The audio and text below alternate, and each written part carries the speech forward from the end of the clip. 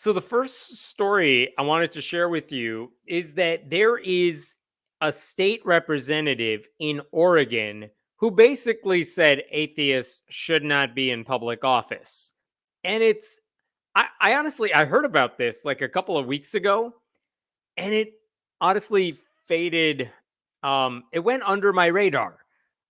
I didn't think it was a big deal of a story because that seems to be the sort of thing so many politicians, so many Republicans say all the time, that atheists have no business in public office. But the reason I wanted to talk about this one is because this guy actually seems to be getting backlash for it, which I rarely see outside of like our circles. So the guy's name is Werner Reschke. He has a name that makes him sound like a 19th century millionaire. But basically, Reschke made the comments earlier this month, or last month, I should say, during an interview with Jason Rapert. Rapert is a Christian nationalist from Arkansas. He was a state representative in Arkansas. He ran for lieutenant governor of Arkansas. He got crushed in the primary, the GOP primary for Republican lieutenant governor of Arkansas. And now Rapert runs the National Association of Christian Lawmakers, NACL, because they are the salt of the earth. And Reschke serves as the Oregon chair for NACL. So they were doing an interview. I'm going to play you a clip from the interview in a second, but let me set it up for you because I should remove that banner, shouldn't I? Jason Rapert was basically asking him a softball question. He was saying, why should Christians get involved in government?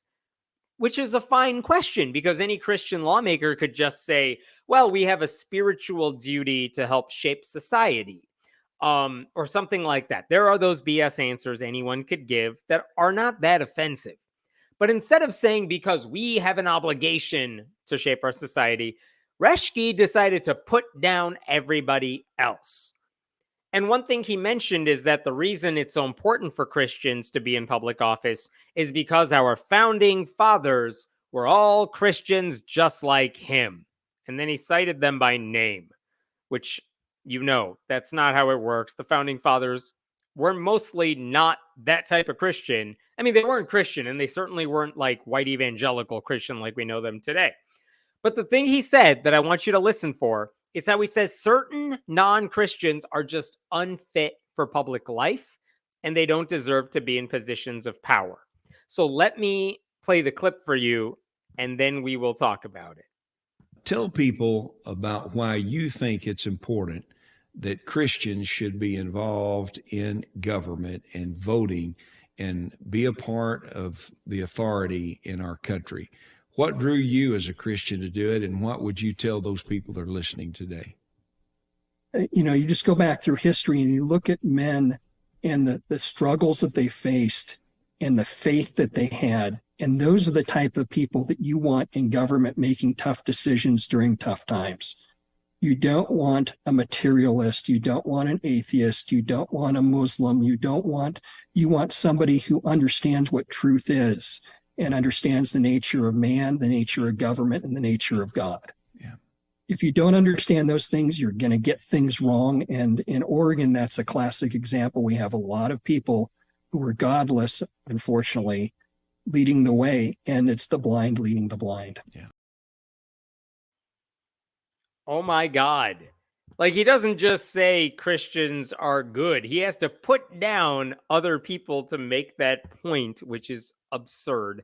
Let's talk about a couple things there. He doesn't believe atheists or Muslims, or should, as he said it, Muslims. I don't know why they say it that way. He doesn't think we're fit to hold public office. Why? I would assume it's because we have no religion and they have the wrong religion. And he's so... He didn't hesitate to say that. He's so comfortable saying that out loud to someone like Jason Rapert. Why? Because he knows that Jason Rapert and the sort of people who watch or listen to whatever Rapert says, they're not going to disagree with him. They're bigots all the same. So that's disturbing. Obviously, the founding fathers felt differently. That's why the Constitution explicitly says there can be no religious test for public office. But even if you made the argument that he wasn't trying to ban people from running for office. He's just saying that he doesn't think non-Christians have the right sensibility for the job. Well, that's still disturbing. Like if a Muslim or an atheist said Christians don't have the right temperament for government, yeah, I don't know, because they're too gullible, there would be an outcry in the media. And you know what? Rightfully so, because there are plenty of really amazing Christian lawmakers in public office. They might do things I disagree with, but by and large, they are fighting for good causes. So that's disturbing. Everything he said there was disturbing. Now, the Freedom from Religion Foundation's political arm, FFRF Action Fund, they actually sent a letter to Reschke condemning his comments. First of all, they pointed out that the very founding fathers he cited in that long interview, George Washington, James Madison, Abraham Lincoln, they did not share his faith, or at least the practice of it. But then I want to show you one thing they said that I found really interesting, and this is from FFRF's letter. As a state representative, your duty is to support the state and federal constitutions and to protect the rights of conscience of your constituents, not to promote your personal religious views, much less a Christian theocracy. Your oath of office has charged you with great responsibility over citizens, including those citizens who may not or do not share your personal religious viewpoints.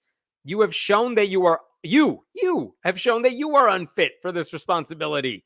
You should either apologize to all non-Christian and non-religious citizens of your district, or you should resign, which is glorious and not wrong at all, because that's a crazy thing to say.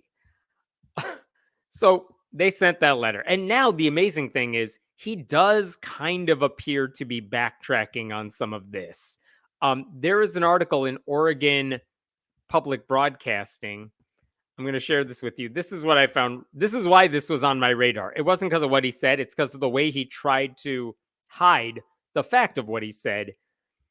Look at this. Reschke told OPB, Oregon Public Broadcasting, in an email, his comments have been grossly taken out of context. But when asked for more specifics about what he meant to say, if not that Muslims and other non-Christians are unfit to lead, Reschke did not respond.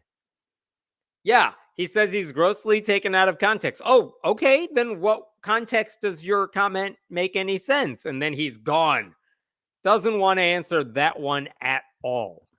Like, that's messed up. And then later in this piece, the Oregon Public Broadcasting, they actually spoke with a Muslim who is in the Oregon legislature, Casey Jama. I apologize if I'm pronouncing it incorrectly, but Jama said, I'm disheartened to see one of my legislative colleagues express views contrary to American values, the U.S. Constitution, and our collective aspiration of building a more perfect union.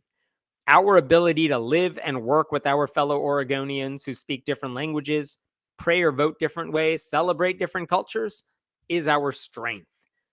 And then later on, same person says, like so many, I came to this country because it offered the promise of opportunity and equality. My colleagues' rhetoric is too common today. The politics of division are dangerous, fueling increased hate crimes and violence against people who are Jewish, Muslim, Asian American, immigrants, and refugees, and those who have been othered. Which, yeah, amazing thing to say. All of that is true. And again, I want to reiterate, I don't care if a religious person is in office as long as they're doing the job well. I mean, I think that's what we can all hope for from a public representative. When you get elected, you put your personal beliefs and biases, you leave them at the door, and you do what's right for the people you're representing.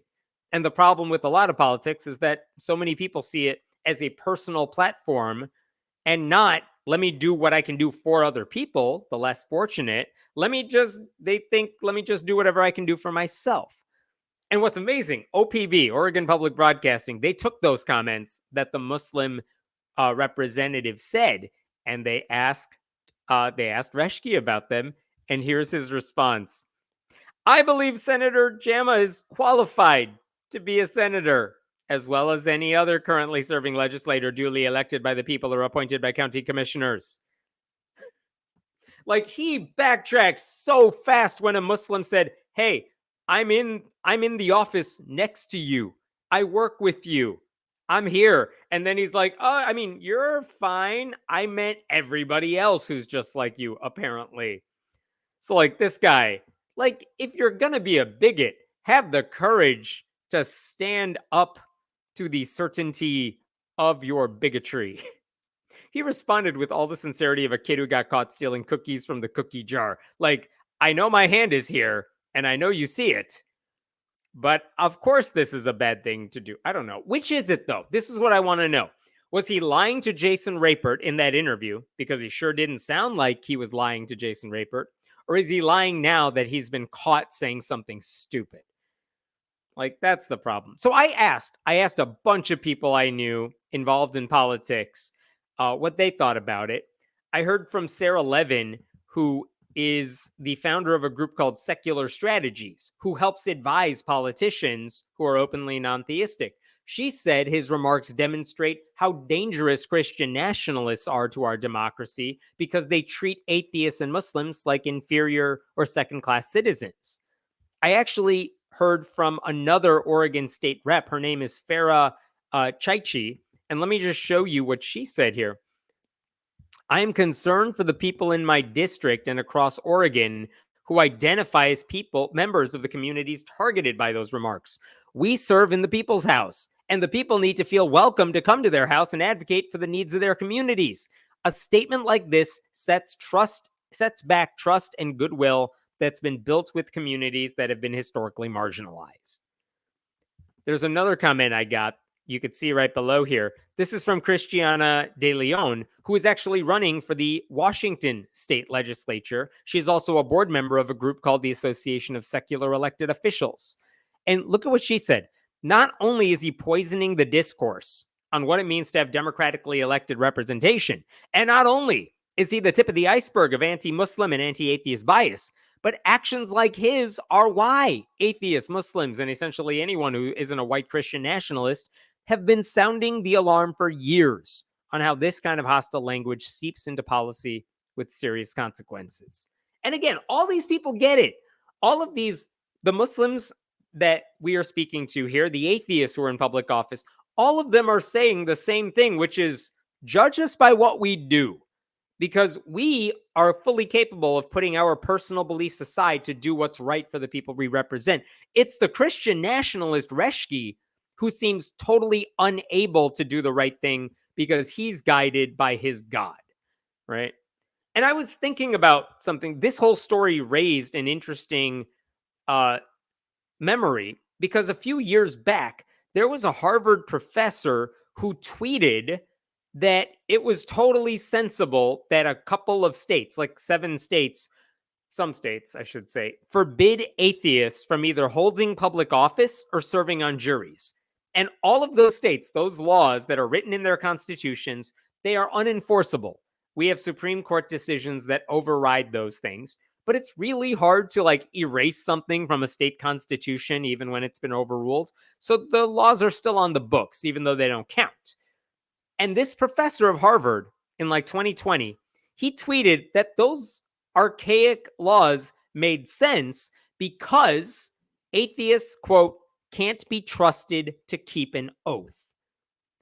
And when he said that, another professor at Harvard, this is Charles Silver, a professor of law, he wrote an article for the Harvard Crimson where he responded to that. And I want to show you one thing that he said here. This is what he said.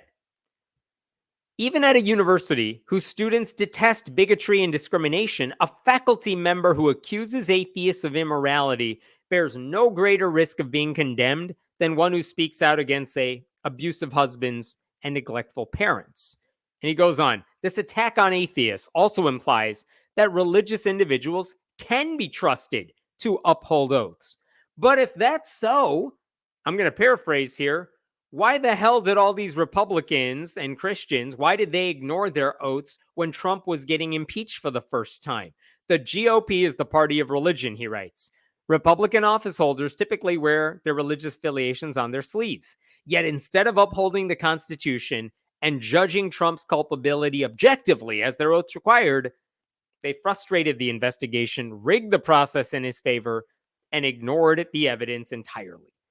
And I think that is a fair point. Like, if you're so hung up on atheists can't live up to an oath, which is what Reschke is saying too, it's like, well, who do you think is upholding it? Because it's not people like Reschke, it's people who just do whatever they think their religion wants them to do, and that should disturb everybody.